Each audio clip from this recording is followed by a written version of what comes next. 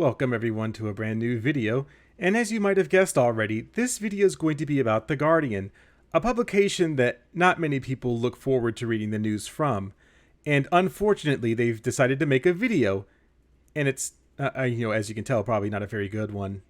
The video in question is titled, Anime Gets Blackness Wrong. Here's how fans are fixing it. And, as you might have guessed, this is the most brain-dead take you have ever seen. So let's enjoy this together. This is Dragon Ball Z, my very first introduction to the world of anime. And this is my cousin Dujon. I watched Dragon Ball at his house. Growing up in the 90s means that you were only left with a couple of options to watch anime that had just never made it over to America. Those being either through bootleg VHS tapes, or if you could just catch it on TV if it were on early enough.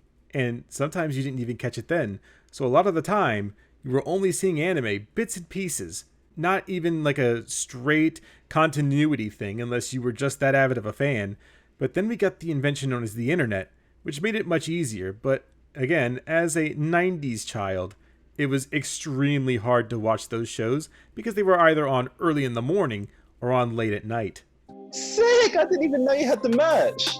I've got probably about 5 or 6 t-shirts. What? There's just something about it. Dragon Ball Z to me is like the gateway to manga and anime. Dragon Ball Z, back in the day, back in at least the mid-90s, was licensed and dubbed by Funimation, and it made its way onto USA Television, or as we just know it now, USA, or Law & Order TV.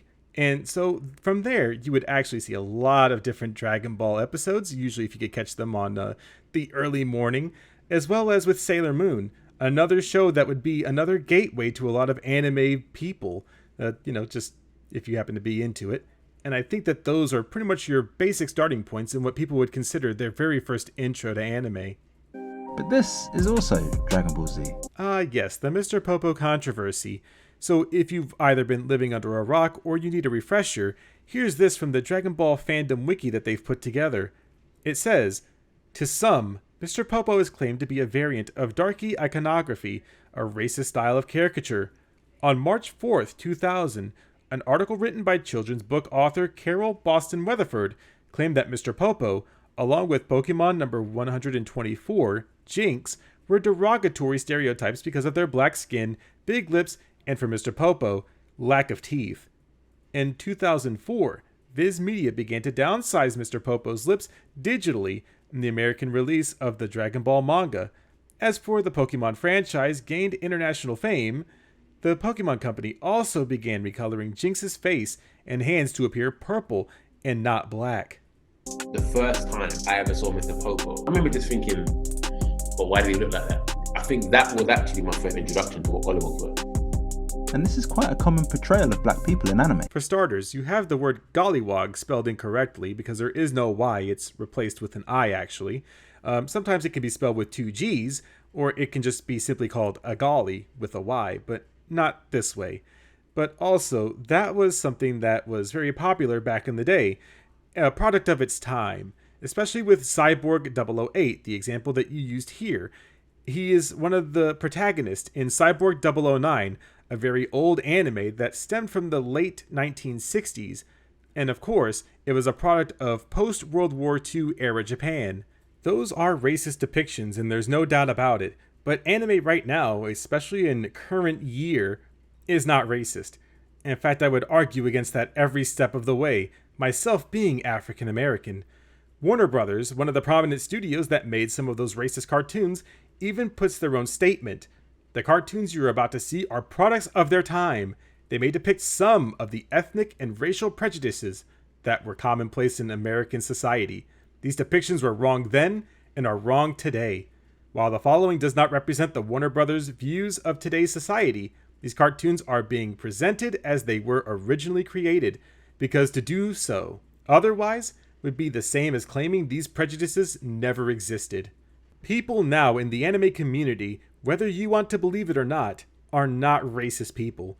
And sure, you could probably cherry pick some of those comments off of social media like you do with Twitter, but I will always stand by the fact that there are not really racist people. And if it is, then sure, it's restricted to that one person, not the majority.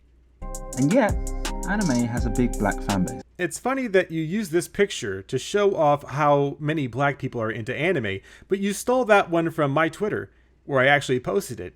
And it was a picture that I took at Anime Weekend Atlanta. I don't know why you didn't choose to credit me or ask me if this was okay, but, you know, to each their own. I guess you guys just really don't want to have to ask people to use something that would fit your narrative. A lot of people seem to kind of think that racism doesn't exist in Japan, and of course that's not true. To be a fan is to... You're using this video out of context, and it really does show. In the video that was released by NHK, sure, you can call it racist. I mean, it could probably be, according to some people. But what it was about the coronavirus and how it affected black Americans. It was more from an American standpoint, where you could see how blacks were affected, how they have less than 7 times the wealth of a white person. That was the essence of the video. There wasn't really any looting going on, but even if we did, let's not forget that there are things happening right now in current America that involve rioting and looting, but there are also peaceful protests. I think that that's a really strong statement to put into a video, but again, this is from me on the outside looking in, but you took this out of context. Be cheering in one scene and like hiding your head the next. Why is that? If we have black characters in anime, sure, that's a one-up, but it's not something that I truly need for validation in my current skin. I don't need to look at anime and say, man, this is actually kind of racist. There's not a lot of black characters, or the ones that they put in there, well, they're not black enough. What is the definition of black enough for you? Do they have to have an afro? Do they have to have black slang? Do they have to use ebonics? Because if that's the case, then that's pretty racist on its own. That's fucking stupid. When I look back at a video that I did near the beginning of my YouTube career, it was called Neo Yokio is Awful Rant. And in it, the comments are still there, where people called me racist because I thought that the main character was black and that's not a good thing. When none of my argument was ever presented as such. It was always the art direction, the voice acting. It was the animation with missing frames. There were people with no mouths. It was something that had literally zero quality. But of course, they accused me of hating it because I was racist. Despite the fact that I am also black myself. Just because I don't like something that has a black main character doesn't make me racist. And of course, there were people that were replying, why does every black male have to be masculine? Why can't they just be something different? Well, the answer to that is because when they do something different, you turn around and complain about it on twitter.com, where you start asking, why are there so many nerdy black people? Why are there so many twink-looking black people when you were championing for something just like this? I'm not going to dwell on this picture too much, but let's go ahead and throw this out here really quick. Piccolo's not black. Also, Yoruichi is a really good character in Bleach. She's actually one of the best well-written characters. She doesn't have the stereotypical black lips that you're looking for. She just looks like a character. Also, from The Promised Neverland, you can see that there's a character there with the hair. She's a really good, well-written character as well. I think that you have a problem with good characters, or maybe they're just not living up to your standards of what a black character should be. First of all, let's get something straight. I'm definitely not here to cancel anime. But as a black fan, I am here to say, enough with the racism. What racism is there exactly? The ones where there are virtually no black people, or the ones where they don't draw them to your standards? You do know that in anime, everybody gets made fun of. American white people also get made fun of the same way that the actual Japanese people do. I would say that black people are actually treated with a lot of care in anime. In fact, in the anime Magical Shopping Arcade Abenobashi, there's actually a depiction of a white American where he's being loud and obnoxious and saying the F word a lot. And he has cheerleaders, and some of them aren't all pretty. So is that racist against the white people, or is it just poking fun because it's all satire? You be the judge of that. One of my favorite anime shows is Durarara, but the Black Russian is a problem. But why is he a problem? Because of the way that he's drawn? Because he looks like just a black person to me. I really don't put that much value into how big their lips have to be. That sounds pretty racist if you start doing that. But also, he's a well-written character. He's not just, throwaway random black person who's, doing a certain thing. In fact, the character, Black Russian, by his real name, Simon Brezhnev, is actually an African-American male that was born in Russia, raised by American parents, which is why he has the linguistics that he does. That's why he uses the slang that he does. And also, he is one of the strongest men in Ikebukuro, which means that he's a really well-drawn character with a lot of motivation and a lot of presence in the world of Durarara. Yeah, it's always going to be hard for me to say. But yeah, he's one of the strongest characters, one of the strongest men in Ikebukuro. But again, you don't like him because of how he's drawn. His lips aren't even exaggerated like that, and plus he stands out because, of course, he is African-American, or African-Russian, because, that's how you distinguish people, is by facial features. If they just threw a black paint on this dude, if he was Asian, then you'd be crying that it was blackface. For the love of God, redraw him. Yeah, Japanese animators that spend all of your time making this adaptation, go back to the drawing board and make him specifically how I said that you should make him. That'll show those fucking racists. Sister Crone in Promised Neverland, they lean on that minstrel look. Huge lips, bulging eyes, and it's disgusting. I feel like you don't know enough about Sister Crone, but for those of you that probably do, Sister Crone was initially a supporting character and one of the minor antagonists in the series. So her normal look, which looks like this, is actually very nice. I think it's a great character design. The ones that you showed in this cherry-picked argument was something where she was doing evil or devilish acts. She's not a good person. And even when it comes to the other characters that are doing something very evil, they also have the same kind of exaggerated features. So it's something where you're trying to pick and choose, but of course, if we tried to relate how Japanese people look and how black people look, even to how white people look, it all simply boils down to genetics. But most of the research that I was able to find from anywhere from 2017 and forward are about how it's not helping the race equality between everyone, when that's literally how it is. A white person will look totally different based off genetics from a black person. And it hurts because it's so glaring that it is anti-black that it almost ruins the entire thing for me. How is anime anti-black? Are there people just sitting around saying, oh, well, nope, sorry, black people can't watch this show. There's not enough black people in it, or we didn't hit the quota. So what do you mean by anti-black? And even One Punch Man has Black Luster, who, aka Super Alloy Darkshine. I mean, it is very racist. The one thing that you forget to mention in One Punch Man is that Darkshine, a character that is actually not African American, or black in any regard, is actually just a Japanese man who just used a lot of tanning oil. But again, he is one of the strongest heroes in the city. So if you find it racist, I mean, I guess that's fine, but it's literally not. In fact, Darkshine is one of the strongest characters, and you leave out that context, and I think that when you look at things in context, it would make a little bit more sense. Darkshine is literally being shown to have the greatest moral compass, so I guess being a black man that does what's right is bad? ? And it's funny because I was getting into the show, and I was like, I just said, okay, we're going to ignore that episode. But unfortunately, that's something that black folks again and again have to do. Fellas, is it racist to put oil onto your body or be a bodybuilder? Especially if you're black? Is it also racist? You do know that bodybuilders are a thing, right? And not just the black ones. White people look like they're a little bit darker too because of the oil. If we want to be fans of something and we don't want to cancel the entire genre, we have to pick and choose our fights.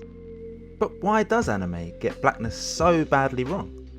To try and understand what's going on here, especially with a lot of the older shows, we need to think about this in context. That's kind of rich considering that you've taken mostly everything in this video out of context. They're looking at us through the lens of American media, American television. Well, yeah, because they don't live in America. Everything that they see is through the media that we consume, because now the internet has made all of those things widely available. And also, I guess that it's racist to have a black woman on the cover of breakfast products. Aunt Jemima is literally not even racist. there were no images of black people in animation outside of Disney and Warner Brothers animation in the 40s and 50s, and those images of us were very racist. They were racist, and we've moved on from that racism. But the only way to learn that it was actually bad is to keep everything in the entire presentation as it were originally intended. That's why I read the statement earlier from Warner Brothers. We shouldn't be erasing American history to appease the crybabies. I would direct your attention to the Jungle Book. Well, what was racist about that? Or are you being racist by assuming that the black people are actually the monkeys and they want to be just like humans? It's literally the Jungle Book. None of them have races except for the main character. These references range from the grossly offensive. It's always interesting to me whenever we bring up Jinx in any topic that has to deal with race in anime, especially since it was already kind of just pointed to the Ganguro girl fashion that they had in Japan, and it's still very much prevalent. You can go there and still see very much many examples of it. It just exists, and it's not racist. It's literally just a fashion statement. And so because Pokemon decided to adapt that into a Pokemon for, the various reasons that they adapt anything, is because it was something that was a reflection of the current world around them. Something that the creator had seen in the world in his own lens. But it was in no way intentionally meant to be racist. But unfortunately, they changed Jinx's color over to purple, so I guess we have that to look forward to from now on. To the unhelpfully reductive. Coffee from Cowboy Bebop. She's a blaxploitation character. She's basically Foxy Brown, but on Mars. Blaxploitation movies, a group of films made mainly in the early to mid 1970s that featured black actors in a transparent effort to appeal to black urban audiences. Junius Griffin, then president of the Beverly Hills chapter of the NAACP, the National Association for the Advancement of Colored People, is sometimes credited with inventing the somewhat ambiguous term blaxploitation to describe the short-lived genre. There are a lot of blaxploitation films that defined the entire genre, such as Dolomite, Shaft, and even Cleopatra Jones. Those are the ones that would give black actors a chance to star in their own movies and appeal to the black audiences that would go to watch. So are we going to say that blaxploitation films are bad because anime has pretty much adapted something that used to be really popular in the 1970s, and I guess now it's bad because it's in anime? Some argue that since anime is largely created for a domestic Japanese audience, creators can't be expected to respectfully represent racial diversity, because Japan is not a particularly racially diverse country. Well, yeah, that's because it's true. In Japan, it is 97.8% Japanese people, and that's across all of Japan. The other numbers that you see here, or the ones that you'll see somewhere else, are mainly consistent of the Korean people or Chinese people that migrate to the country for work. And then the other small percentage is of the residents that come from white people and black people, which make up only about 25,000 of those people if you're African American. And unlike France, you can actually just see the number of residents, not the actual number of people that just happen to be there or visit. But these excuses don't hold water. This isn't a case of ignorance. There's nowhere on the planet where people haven't seen a black person. Well, fortunately for you, you happen to live in the UK, which is pretty good to black people, if I do say so myself. Here in America, we have a little bit of systemic racism. I think that there's still some pockets in there, but for the most part, black people are doing A-okay. But if you go to somewhere like China, for example, then you get erased. They do not like black people in China. I think that you should be thrilled to death that you even live in a place like the UK, or even in my case America, where we actually have rights. Whereas in China, they get evicted from their homes without second thought. They get treated worse than second-class citizens, and they get stripped from any media that is ever marketed to them. Look at the case of Star Wars. They removed Finn because you can't sell the Chinese black people. You can't just say it's like a thing without agency. It's not just like, oh, well, it was an accident that happened. It's like a conscious choice that people make. When we argue about racism in anime, people are like, well, it's Japan, it's not here, it's not the same thing. Yeah, with such a low population of 25,000 African Americans in Japan, I don't think that this company that is mostly consistent of Japanese people, or even if we wanted to go to the lengths of Korean and Chinese people, and their demographic is Japanese people, they don't have to put black people into their anime. And what they don't realize is on a global scale, it is the same thing because it's all over the world. Do you know what else was all over the world? Coronavirus. So should only white people get it? Or should black people get it too? I mean, I'm not understanding what your point is here about something being global. You know, TikTok is global, but it's technically Chinese spyware. Is that different? And it's not just anime shows themselves that are problematic. A large amount of anime fans, I'm not saying all of them, but like it is a lot of them out there, hate when other people who don't look like them come into the fandom. It was really only very recently that I talked about being an anime fan online, because I don't like having those conversations day in, day out. I think where I see it the most is from my friends who cosplay. They'll get told, you can't cosplay that character because you're black. A thing that you may not understand about Twitter.com is that these people got ratioed, and not a lot of people agreed with them. And on Instagram, I'm pretty sure there's a report function, and that doesn't represent even a majority. That doesn't even represent 10% of the anime fans that you're trying to bring up here as being racist in the fandom. If black people didn't belong in the fandom of anime, then they wouldn't be going to anime conventions, and you wouldn't be stealing my fucking pictures for your stupid bullshit narrative. Black people are allowed to watch anime just like any other ethnicity is allowed to. It has never been gatekeeping anyone based off of their skin color. It may be based off of them being a shithead. If they're trying to insert politics or something stupid into it where it doesn't belong, then yes, I agree, they should probably be gatekept. But no one's ever said, you're black, you don't have an opinion, and if it is, it's one or two fucking retards. I know I'm not supposed to say those words, but I don't even care at this point. I'm very passionate about people like you making it up to be as though black people are always oppressed about something. If I were really oppressed, I couldn't watch anime, I could never make videos on YouTube, I couldn't do anything according to you. But you guys sit here, being journalists of something, critics of things, and you say something that is blatantly untrue. And you sit here and spin it as the narrative. You say that, oh, well, you know, it's a lot of anime fans that are pretty racist, am I right? And it's just enough. No, it's not really hardly any. It's one or two people. And do you know what those one or two people do? They don't go anywhere. They sit at home, they twiddle their thumbs, and they have no friends. Because all of the real anime fans, guess where they are? They're out having fun with their friends. They're talking online with everyone else.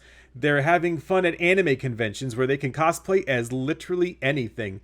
You're going to cherry pick some more comments here, and you're going to talk about how black cosplayers aren't accepted. But I literally saw the cutest cosplays from a lot of black people. But of course, we're in the toxic majority, according to you. I've been called slurs. I've been called a fake fan. I've been called many names, or you only like it because Megan Thee Stallion likes it, or you don't know any anime. Those are not exclusive to your race. Those can be literally applied to anybody. Mexican people, white people, black people, German people. It really doesn't fucking matter. I think that you're using something to try to say, oh, well, it's only directed at black people and never the white people. I don't think you've ever been in an Xbox 360 lobby of Call of Duty where white people literally call each other the N-word. It's a lot.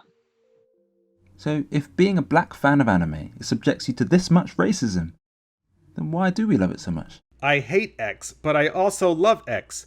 I love this 4th grade writing that we keep doing whenever it's talking about anime.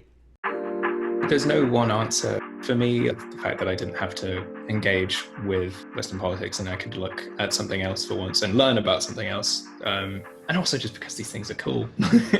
You just explained literally the reason why people like anime. They don't want Western politics in their shows, unless you're going there for politics, but they do it because it's cool. Anime is a fun, and it's a very inclusive, dare I use the word, hobby that people really enjoy.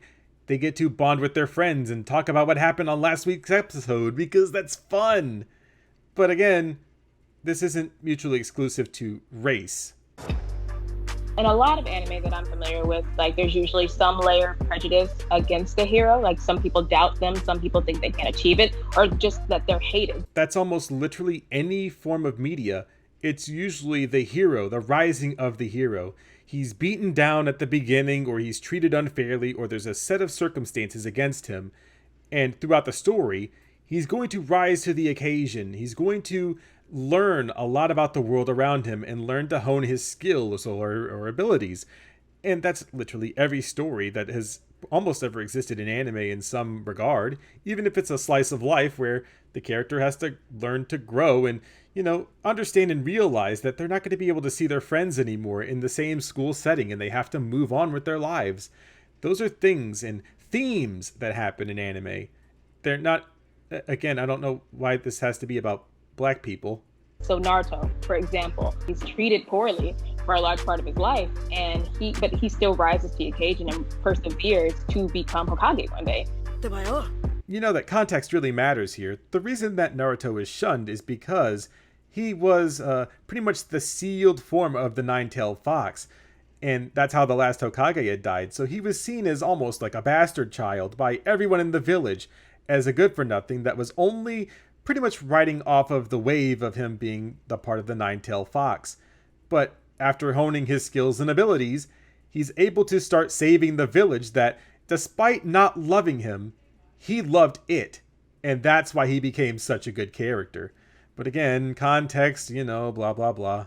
I think that's powerful. I mean, like, there's tons of characters like that who face that in their journeys. I think it resonates with me as a Black woman because it is just something where, like, existing in itself can be a challenge. Existing in a world that does not want to accept us is challenging. I'm not going to go ahead and try to split hairs here, but I think America accepts you. You can live in America. You can buy a car. You could buy a house. You can go to the bank as a Black person. In China, you really just get evicted and then you probably get murdered on the spot. I love Kurosawa films and things like that, and a lot of the anime followed those storylines. Just let me walk the earth like Cain and avenge the death of my master. I was gonna make a joke, and you know what? Fuck it, I'll make it. Why would you want to avenge your master? That sounds pretty racist, bro. There's a lot of parallels here with Black people's affection for Kung Fu films, but that's another video. Do you think it's because the Kung Fu films are badass? Because that was a good video. This one's a piece of shit. It's a really interesting thing now that I think everybody is sort of kind of coming out and going, yeah, I've been a fan of this for years. If they're over the age of 35, they're going to remember getting bootleg VHS, or friends got them and dubbed them and passed them around. And that's why the Black anime audience is older. People think, oh, now Black people like it too. No, we've been here. Who said that Black people didn't like anime before this? I mean, sure, it was predominantly a white people thing for a while, but Black people were into it too. Even when I was a kid, a lot of the Black kids that I associated with, they were so into Dragon Ball, they would go anywhere that they could find Dragon Ball news, from magazines or, when the internet age came to be a thing, they finally were able to start looking up everything that was Japanese about Dragon Ball Z, and they were pumped to do so. Now it's an everyone thing, because no one was ever just not into a thing, I guess, but according to you, that's the case. Anime references in Black culture goes back decades, especially in hip-hop. That is why there's so much of an anime influence in Boondocks. Aaron McGruder, he was clearly a fan. Aaron McGruder was so much of a fan that he did reference a lot of stuff from anime or even Japanese films in general, and that's why he has the style that he does. And he was responsible for at least the first 2 seasons, I think even maybe season 3, and those were like the greatest seasons of the Boondocks in my opinion. And near the end it started to get a little weird because they didn't have him on board, but now it seems like a lot of the people that are upsetty spaghetti at the Boondocks want it censored. That's why recently Adult Swim came out and said that they're removing certain episodes from rotation from the Boondocks and Aqua Teen Hunger Force, to name a few, where it would eliminate those problematic scenes, which is a Black man's work. So now we can't have anything that's made by a Black person because it's probably offending the white people who are offended on behalf of the Black people. LaShawn Thomas, who was also one of the people who worked on that show, he went on to actually move out to Japan and work on anime on his own. And he created Cannon Busters that came out last year. It appears that Cannon Busters, an anime that was exclusive to Netflix, had a 100% certified fresh by Rotten Tomatoes, but that was only for the scores of the critics. However, the audience gave it about a 67%.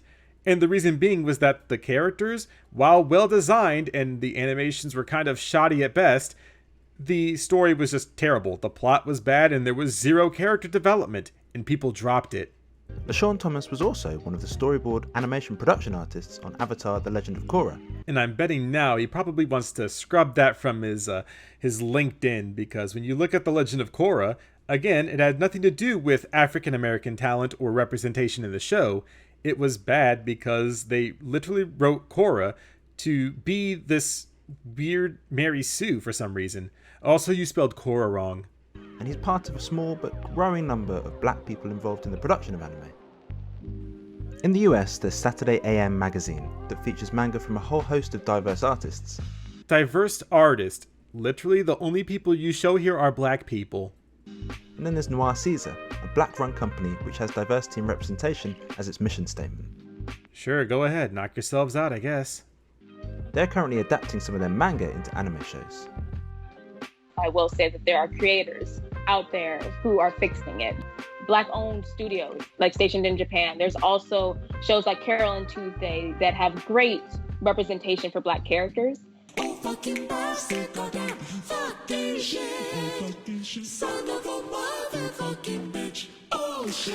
Yes, the great representation in Carol and Tuesday. I'm glad it gave us this great meme material. I think you might be onto something.